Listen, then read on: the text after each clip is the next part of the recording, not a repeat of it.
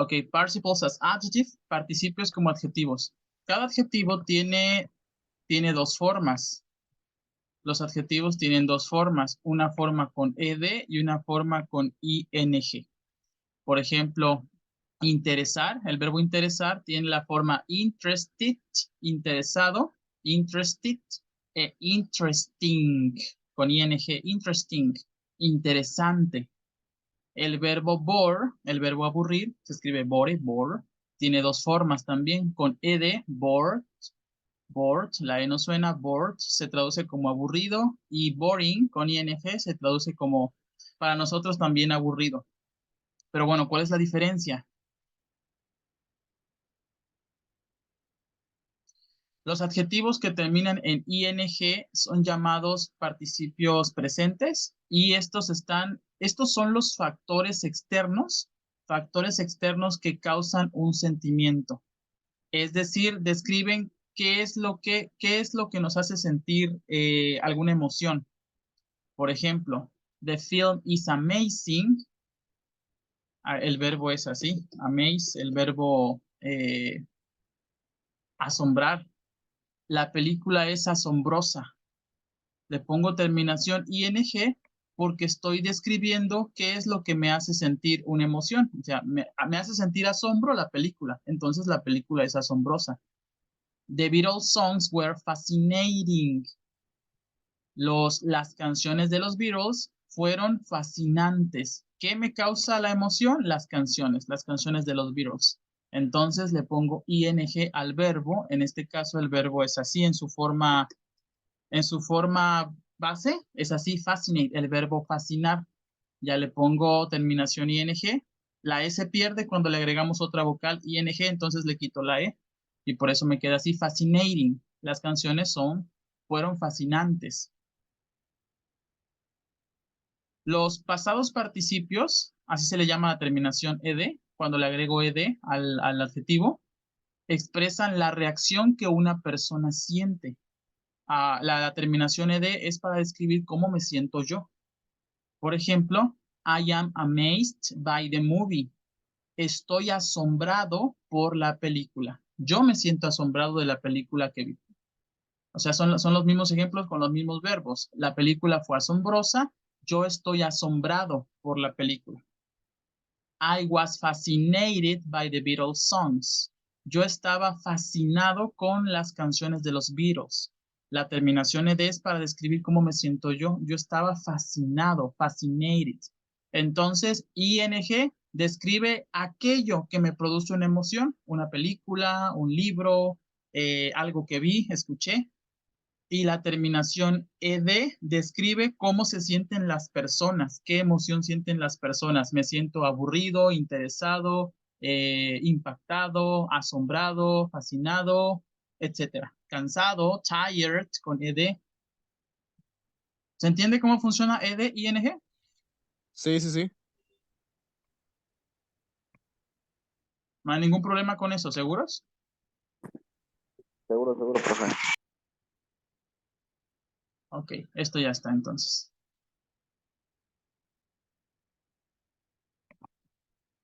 Vamos con primer condicional. ¿El cero lo vieron? ¿El condicional cero? Sí, muy poquito, pero sí. ¿Lo va a incluir su examen o viene junto con el uno? Ah, no, solamente viene el primero y el segundo en el examen. Dice la maestra que el cero no lo iba a tomar en cuenta. Okay, porque el cero es presente presente. Ajá. Ok. Muy bien. Primer condicional, first conditional. El primer condicional tiene cuatro formas. No sé si las hayan visto. ¿Cómo que cuatro? Sí, tiene cuatro tipos. Ah, Aquí, sí, sí, sí. bueno, aquí están, sino para que las tomen en cuenta. Uno, typical structure. La primera es como la más usada, la que casi siempre van a ver. Siempre va a ir primero el if, luego va a ir una oración en presente simple. Y recuerden que una oración debe llevar sujeto, verbo, sujeto y verbo, con eso. Y bueno, y puede llevar un complemento o un objeto, complement. Ok, eso debe llevar una oración. Sujeto, verbo, complemento. Ejemplo, el if ya está aquí. If siempre va aquí o va en medio, si quiero voltear la frase. Una oración en presente simple, tenemos aquí you eat candy, sujeto, tú, verbo, comer, complemento, candy, dulces. Si tú comes dulces, y luego va una oración en futuro.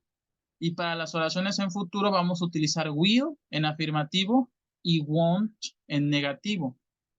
Igual, esta oración también tendrá que llevar su respectivo sujeto, verbo, más complemento. Las dos son oraciones. También tiene que llevar su oración, sujeto, verbo, más complemento. Entonces, if you eat candy, si tú comes dulces, you will gain weight. Tú ganarás peso. Tú ganarás peso. Gain es el verbo ganar, pero ganar algo paulatinamente, como el peso o la confianza. Porque win es ganar, pero cuando se ganan juegos o deportes. Entonces aquí está abreviado el will. You will gain weight. Una al revés, puedo poner if you do exercise. Si tú haces ejercicio, if you do exercise, you won't, en negativo, you won't gain weight. Tú no ganarás peso. Es un ejemplo negativo. Si tú haces ejercicio, tú no ganarás peso. You won't gain weight. Así son las afirmativas con will y las negativas con won't. El verbo no cambia. Los verbos no cambian después de auxiliares. Después de will, después de won't, no tengo que hacerle nada al verbo. ¿Hasta ahí todo claro? Sí, sí, sí. Fíjese que yo no me acuerdo haber visto la parte negativa del will. Así son las negativas con won't. ¿Se entendió? Sí, sí, sí. Ahora recuerden que podemos colocar la frase al revés. No siempre tiene que empezar con if. El mismo ejemplo, if you eat candy, you will gain weight, también podría ser al revés. Podríamos decir you will, o abreviado you will gain weight, tú ganarás peso, ya sin coma, if you eat candy. Esto también es correcto. Puedo colocar la frase al revés. La única regla que hay aquí es que si el if te queda en medio, no colocamos coma. Y si el if empieza la frase, hay que poner siempre una coma en medio. Esa es una regla. If you eat candy, coma, you'll gain weight. Y ya si lo digo al revés, tiene que ser todo junto. You will gain weight if you eat candy. Tú ganarás peso si comes dulces. Entonces también podemos podemos girar el orden de la oración, nada más quitando la coma y poniendo el if en medio. ¿Sale? Sí, profe. ¿Todo bien con la estructura típica? Sí, sí, sí. Bueno, caso número 2. We can use may and might, los auxiliares may y might, para mostrar que la consecuencia es menos probable. Less likely significa menos probable. Es la misma estructura, pero en lugar de usar will, won't, podemos usar may y might. May y might ambos se traducen como quizás. Por eso lo usamos cuando creemos que lo que va a suceder no es tan probable. Entonces la estructura es if más una oración en presente simple más una oración usando auxiliar may, might, igual que arriba con su sujeto, verbo, complemento. Con el mismo ejemplo, if you eat candy, you may gain weight.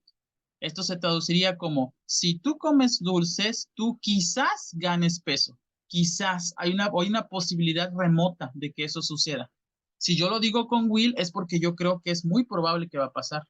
Si tú comes dulces, tú ganarás peso. Así se traduce con will, como algo en futuro, yo ya estando seguro de lo que va a pasar. You will gain weight.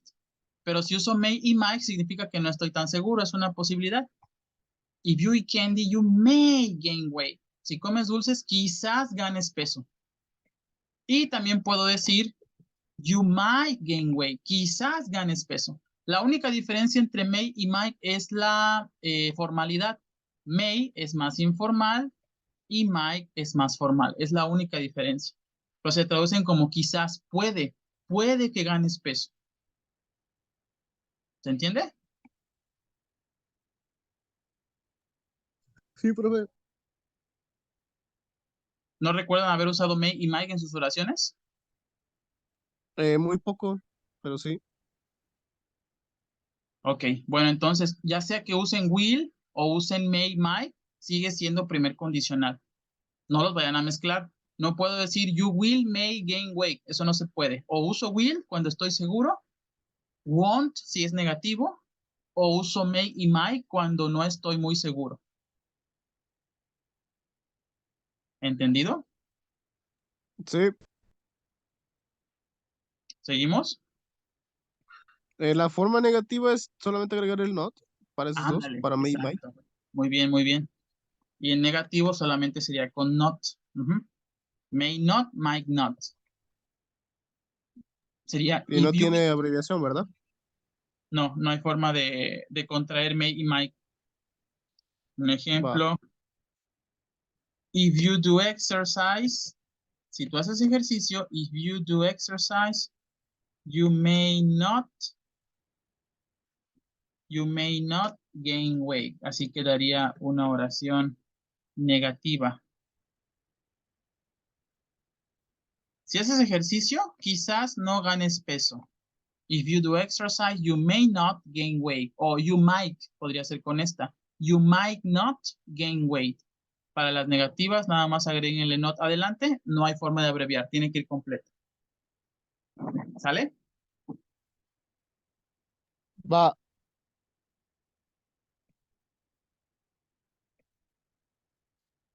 Bueno, la tercera forma es para expresar posibilidad y son oraciones con be able to. Be able to se traduce como podrás, serás capaz de. Misma estructura, if más una oración en presente simple que lleve sujeto, verbo, complemento, más will, más be able to, ser capaz de, y luego va el verbo en infinitivo. Ejemplo, if you save money, you will be able to travel.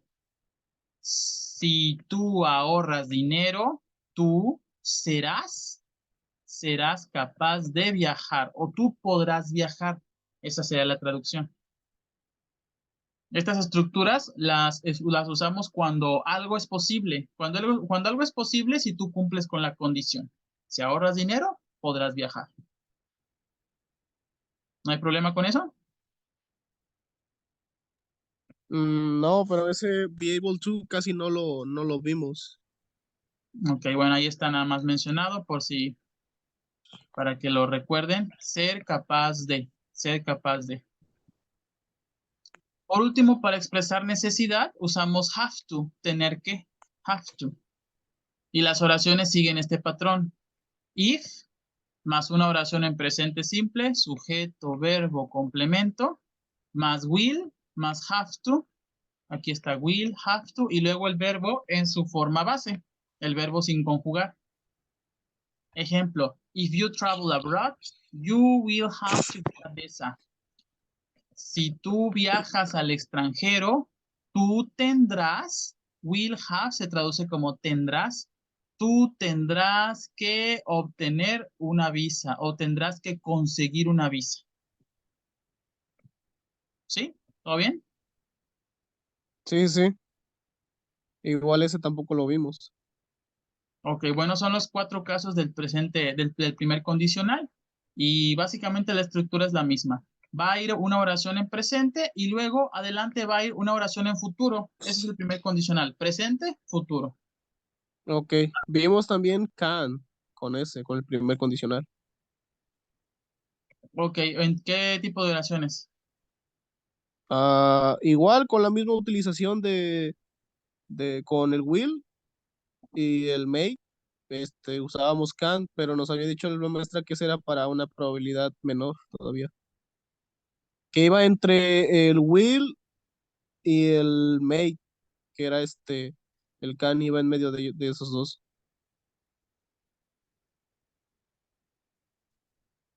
A ver, dime una oración. Ay. Ay. Igual como la que había puesto de los dulces, Ajá. pero en vez de poner will, ponemos can, tal cual así, nada más. Para decir que era probable que pasara también. Acá como if you eat candy, you can gain weight, así. Ajá, sí, tal cual. If you eat candy, you can gain weight. Si comes dulces, puedes ganar peso. No lo he escuchado, pero eso sería como primer condicional, porque, digo, pero como el condicional cero, porque tienes dos verbos en presente. Ajá, pero bueno, eso es lo que nos había dicho la maestra, que podíamos usar como auxiliar, pues, para el primer condicional. Ok, bueno, el cero se considera parte del primero. Ok, ok. Se me hace poco común, o sinceramente yo creo que ya no se usa así, pero está correcto. Pero sería Ujú. cero, ¿eh? Nada más no confundan. El primero es presente futuro. Cuando es presente presente ya es el cero, que muchos lingüistas consideran que es parte del uno y por eso a veces se salta o no se enseña porque creen que es el mismo. Ok, Está bien, mientras no pongan dos auxiliares juntos, está bien. No vayan a poner will can, eso no se puede, por ejemplo. ¿Sale? sí, sí. ¿Alguna duda? Esto es lo que yo tengo de primer condicional nada más. Ah, no, no habíamos visto el be able to y el have to, no lo habíamos visto, pero igual ya quedó claro. Ok, ok. Ajá. Le mandé una foto de cómo son los exámenes, así son sus exámenes de ella. Bueno, ya lo vio, le enseñé mi examen la vez pasada. Ujú. Ok, second conditional es el segundo condicional. El primero sirve para hablar de cosas que son difíciles o son remotas, pero sí pueden ser posibles. El primero sí puede ser posible. El segundo lo usamos para hablar de cosas en el futuro también que probablemente no sean verdad, que probablemente no van a cumplirse. Quizás estoy imaginando algo, estoy soñando. ¿Ok? Estas oraciones son para cosas más remotas todavía, para cosas que difícilmente van a suceder.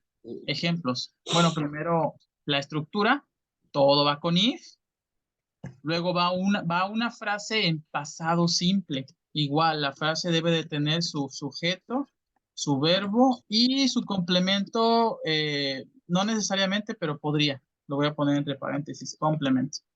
Sujeto, verbo y complemento, pero ese último no es obligatorio, ¿eh?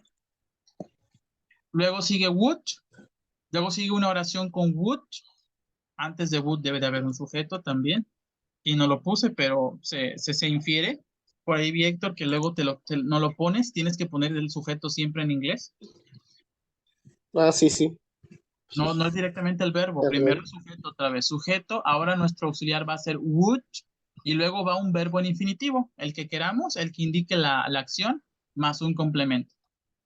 Ejemplo, if I won the lottery, esta es la frase en pasado simple, yo ganara la lotería. Los verbos van en pasado. Los verbos van en pasado, pero en español se traducen en antefuturo. A lo mejor no les suena el término, pero son cosas que podrían suceder. Si yo estudiara, si yo ganara, si yo fuera, si yo viniera, si yo conociera, así se traduce. Se llama antefuturo esto en español, pero en inglés van a poner el verbo en pasado. If I won the lottery, si yo ganara la lotería, hay una probabilidad muy remota de que pase. Si yo ganara la lotería, I would travel around the world. Yo viajaría alrededor del mundo. El auxiliar would por sí solo no tiene traducción. Hace que el siguiente verbo se traduzca con terminación ría. Iría. Entonces, si tengo aquí al verbo viajar, se va a traducir como viajaría. Yo viajaría alrededor del mundo. Otro ejemplo. If I met Shakira, si yo conociera o si yo conociese, si yo conociera a Shakira, I would ask her for an autograph. Yo le pediría, ask es el verbo pedir, demandar. Entonces se traduce como yo pediría. Yo le pediría a ella, her, yo le pediría un autógrafo, for an autograph. If she studied, she would pass the exam. Ayúdenme traduciendo el último ejemplo.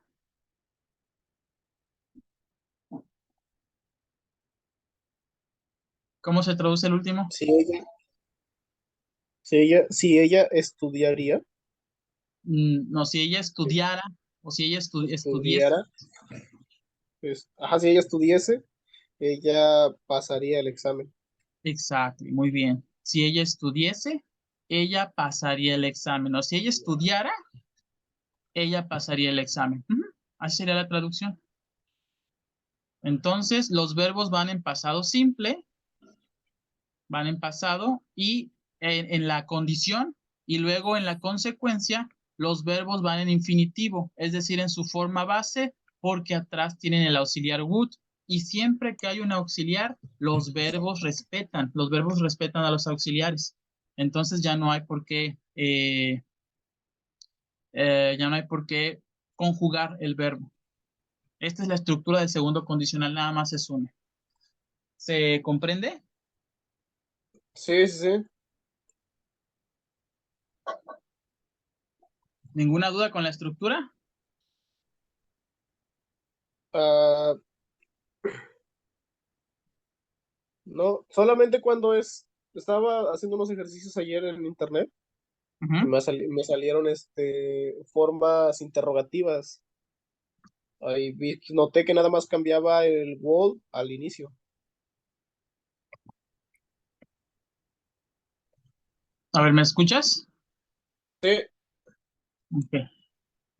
Como que se fue al internet de rato. tremendo. Ok, pero ahora con interrogación no les van a hacer preguntas, ¿no? No lo vieron así.